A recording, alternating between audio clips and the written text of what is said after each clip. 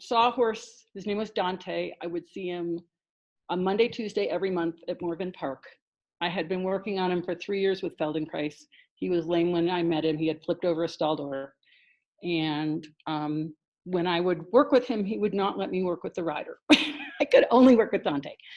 She changed the saddle in the month between. She wanted a jumping saddle. She showed up for the lesson. The horse was lame in the right hind leg.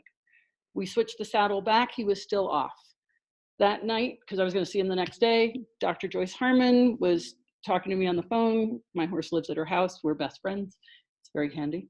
And she wanted to stand at her computer because it's before standing desks really became popular, and she was talking about a pad to stand on.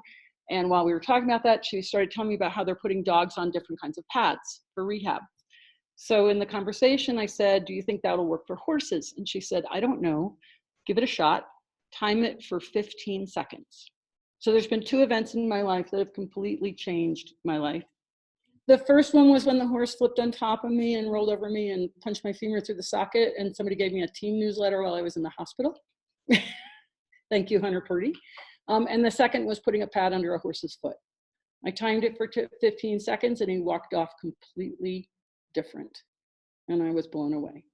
So I spent the hour messing around with this horse and he totally changed. The next horse was a quarter horse, had been Western pleasured. When we wanted to event it, messed around with that horse, completely round canter. Next horse was a Haflinger, and it was Catherine Wyckoff's horse. And I messed with him, and I had a round canter out of a Haflinger. And Catherine is a Feldenkrais practitioner, PT, hippotherapy, knows Linda. And we were like going, what have we done, right? And so that just started me putting pads under every single horse I could find. I was now addicted.